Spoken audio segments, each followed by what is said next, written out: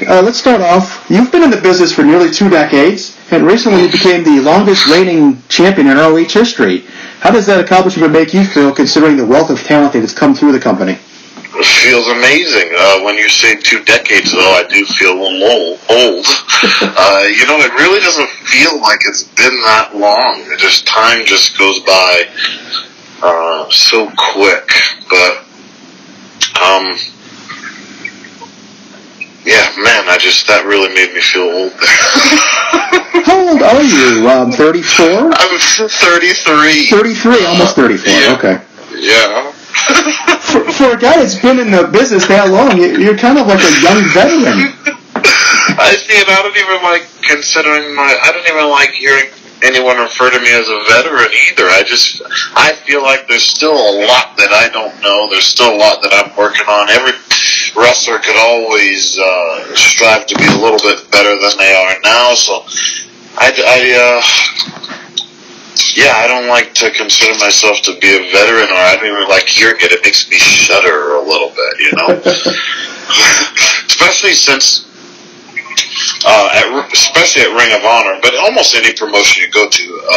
But at Ring of Honor, everyone who walks through that curtain, their goal is to make Ring of Honor bigger and or better than it was yesterday or the day before. So, I think that puts us all on the same playing field. I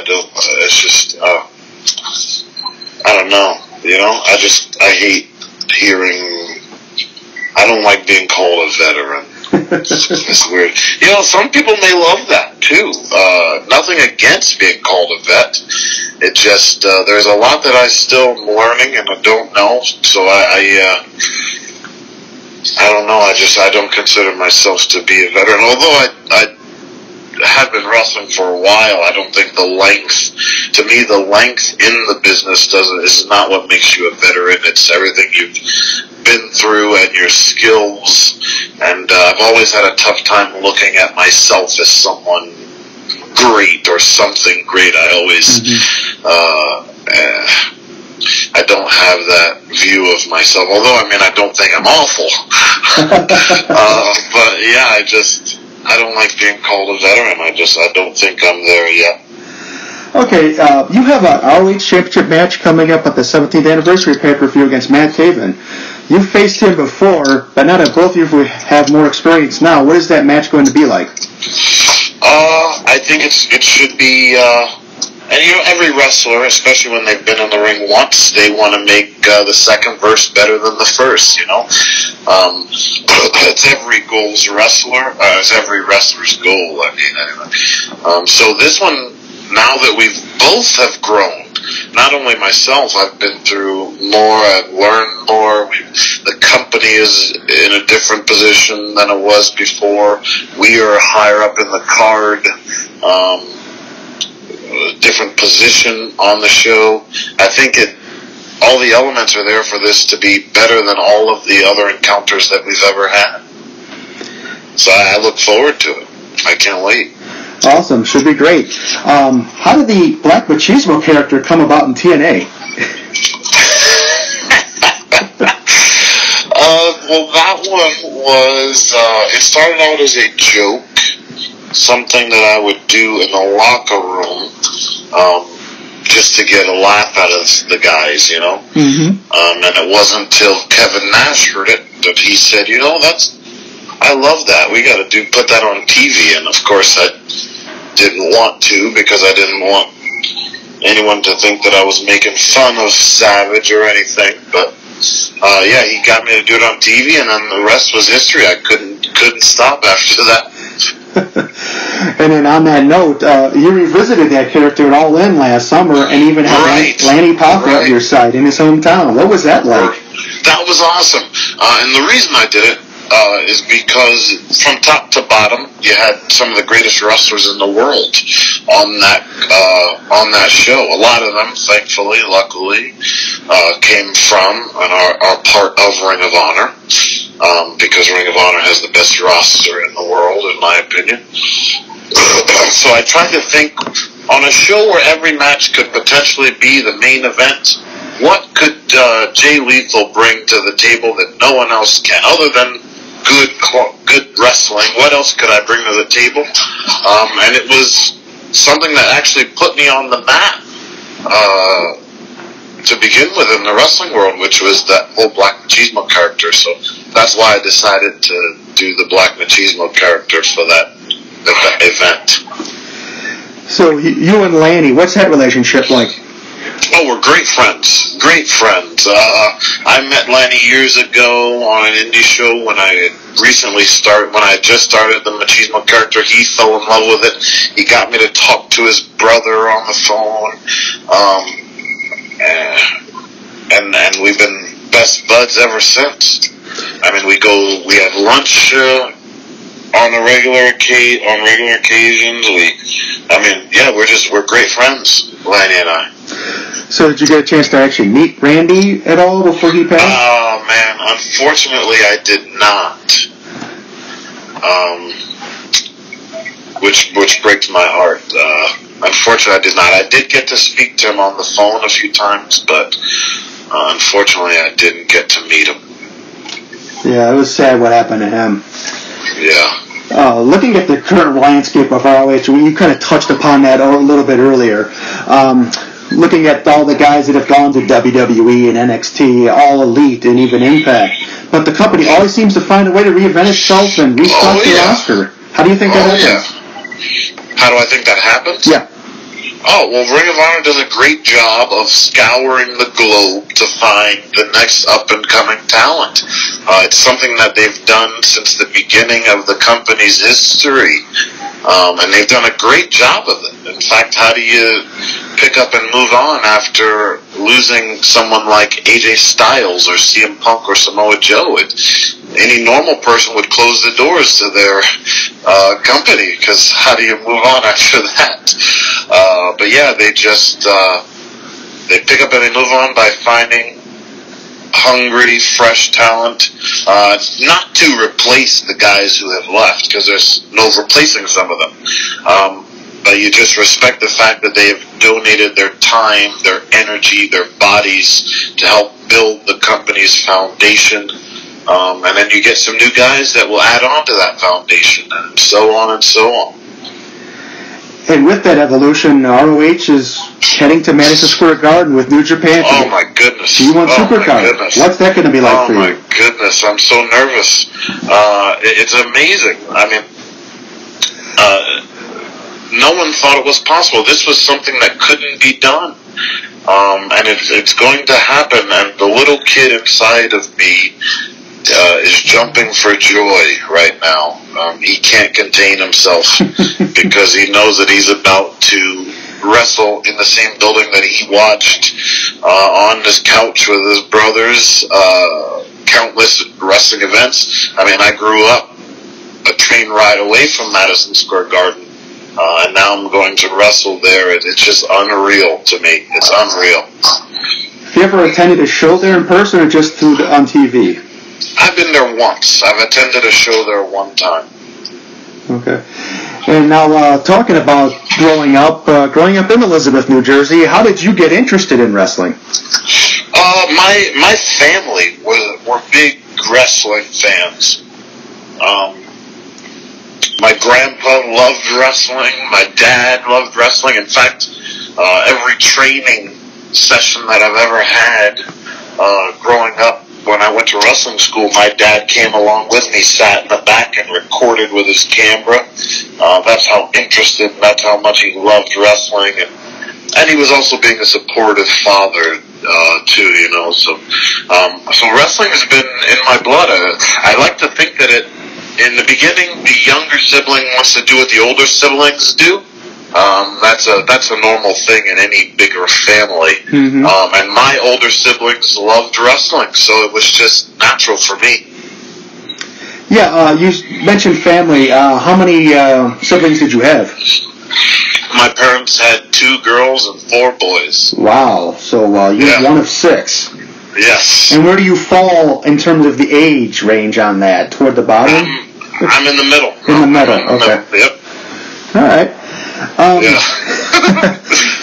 Do you have a big family or no? I actually, older brother and older sister. So I'm the youngest out of three. Okay. Yep. Okay. So you got beat up a lot then. Luckily, my sister. Didn't get... a little bit, yeah. Luckily for me, I was in the middle, so I was spared a lot. Yeah, so I read on the internet you had actually won a contest to get trained by Jersey All Pro Wrestling. I did. That's how I got into the wrestling business. At the time, on television, MTV Tough Enough, that was the big thing. Right. And they were having a contest very similar to MTV Tough Enough. Now, they didn't have the money that that WWE had to put this contest on, and they weren't going to be putting people in a house and eliminating them week by week. This was a one-day event in a small charity hall bingo center, which is now a liquor store. Wow. And they squeezed about 50 to 60 kids in that little venue, and they set up that wrestling ring, and they taught you 4 different things, and whoever was able to perform these 4 different things the best would get trained for free, and I was actually one of the winners. And the funny thing about that is my dad sat in the back the whole time, so not only do I have this pressure to win the contest because I want to live my dream, but I also got this added pressure of my dad sitting in the back, and I don't want to walk back over to him a loser, you know. Totally. So there was that too. Yeah, what was some of your athletic background? Did you play sports in high school?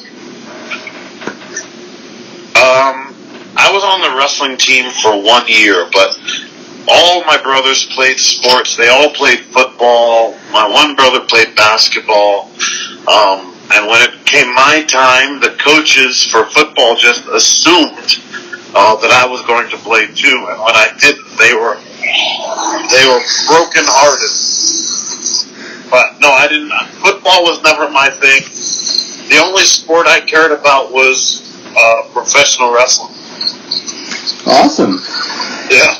And who are some of the wrestlers you've enjoyed working with over your career? Every one of them. The guys with the big names, and even the people that you've never heard of. When I would do a show, a one-off in Kentucky or something, I've enjoyed stepping into the ring with any and everybody, because I feel like I have been able to learn something from everybody that I've stepped into the ring with, no matter what their skill level. Even if it's learning something about myself, I've always enjoyed stepping into the ring with everybody. But if I had to make a top list, I mean, of course, at the top of the list are guys like Kurt Angle, Sting, Ric Flair, Jay Briscoe, Dalton Castle. Roderick Strong is probably one of my favorite opponents ever. But yeah, the list, I mean, it's such a very long list because everybody that I've ever wrestled, whether you've heard of them before or whether you haven't, they belong on that list, because I don't think I've ever been in the ring with someone that I didn't enjoy being in there with. Even at the time, if I didn't enjoy it, afterwards, the learning experience is something that I learned about myself, or something I learned never to do again, then I would go, you know what, this was a great experience for me, I loved it. Yeah, even talents at some of your smaller indie shows, which I've seen a lot in the Chicago area recently, pretty amazing what some of these guys can do, and yet nobody knows about them. Right. It's wild. But that's another great thing about Ring of Honor, because those guys that nobody knows about, given the time, Ring of Honor will find them and give them a platform to show the world what they can do.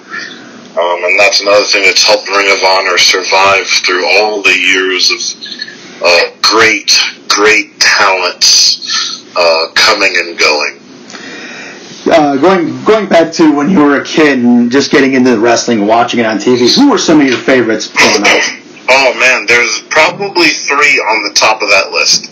Okay, obviously we have Ric Flair, And obviously, we have the Macho Man Randy Savage. But another wrestler that we don't really talk too much about, well, I don't, that I was a huge fan of is Bret Hart. I was a huge fan of Bret Hart. And then as time would go on, I would fall in love with Chris Benoit. Mm-hmm. There is a technical side of wrestling that I fell in love with. And he was one of the best. And of course, as a kid, I was a Warrior fan. I was a Hogan fan, but if I had to pick, I would have picked the Ultimate Warrior. Mm-hmm. So there's a couple. Let's see, Kurt Angle. He was one of my favorites, which is cool that I got to work with him. But yeah, the top three would be Flair, Savage, and Bret Hart. Wow. Okay. And so, last question for you officially. What does the future hold for Jay Lethal? Oh, see, now this question is a scary one to me, only because for anybody following along, anyone following my career, everything that I have gotten to do and everything that I have done without setting a goal to do it. I've never set a goal to become the face of a company known around the world for its wrestling. I never set a goal to be the Ring of Honor World Champion. I never set a goal to meet or work with Ric Flair. These things just kind of happened. Mm-hmm. And I'm afraid that if I do set a goal, I'm going to be jinxing myself. Good answer. And it won't come true. Good answer. Yeah. Okay, Jay, thank you so much for your time today. I really appreciate it. Thank you. Thank you. Best of luck coming up in Vegas and at MSG. Thank you.